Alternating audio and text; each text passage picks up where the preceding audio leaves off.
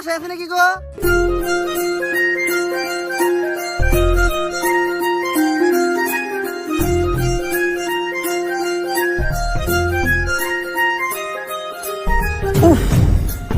আরে স্যার কি হয়েছে? বুকে হাত দিলেন কে? বুকে ব্যথা নাকি?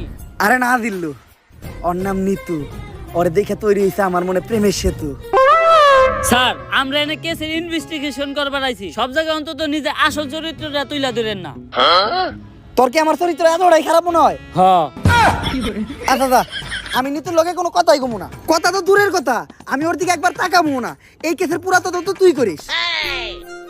জি, আমাকে কেউ ডাকছিলেন? হ্যাঁ, আমি তো ডাকছি আপনারে। স্যার এটা আপনি মুখ না পুটকি, জবানে কোনো ঠিক ঠিকানা নাই। আসলে আমরা আপনার কাছে একটা ব্যাপারে জিজ্ঞাসাবাদ করতে আসছিলাম। জি, কি জানতে চান বলেন? আসলে আমি জানতে চাই আপনার চোখ দুইটা এত সুন্দর কেন? স্যার কি কইতাছেন আপনি? এটা আমরা এই জায়গায় একটা মার্ডার কেসে তদন্ত করতে আইছি। ও সরি, ভুলে গেছিলাম। আসলে আপনার চোখের গভীরতা এত যে ওই জায়গায় আমি পাই না ঠাই। আপনার চোখের দিকে তাকাইলেই সবকিছু ভুলা যায়। আচ্ছা, এখন আসল কথায় আসি। রিসেন্টলি এমপি ছেলে মার্ডার হইছে, তো ওর সাথে আপনার কি সম্পর্ক ছিল? ও তো আমার বয়ফ্রেন্ড ছিল। বয়ফ্রেন্ড? এই, ওই খুন করছে, ওই হারকিউলিস, ধর হবে। স্যার, ও তো আমার বয়ফ্রেন্ড ছিল, এখন তো নাই, এখন তো আমি সিঙ্গেল। সিঙ্গেল? আমি জানতাম তোমার মতো একটা মায়াবী মেয়ে কখনো খুনের সাথে জড়িত থাকতে পারে না। তুই হুদাহুদি ওরে সন্দেহ করছিস। আচ্ছা, তোমার আর ওর যখন রিলেশন ছিল তখন তোমার আর ওর ভিতর কি কি হয়েছে তদন্তের জন্য জানতে চাইছিলাম। এই ধরেন কিস। কিস? কইছিলাম না ও খুন করছে, ওই হারকিউলিস, ধর রে। আরে স্যার, আমি তো ফোনের মধ্যে কিস করছিলাম।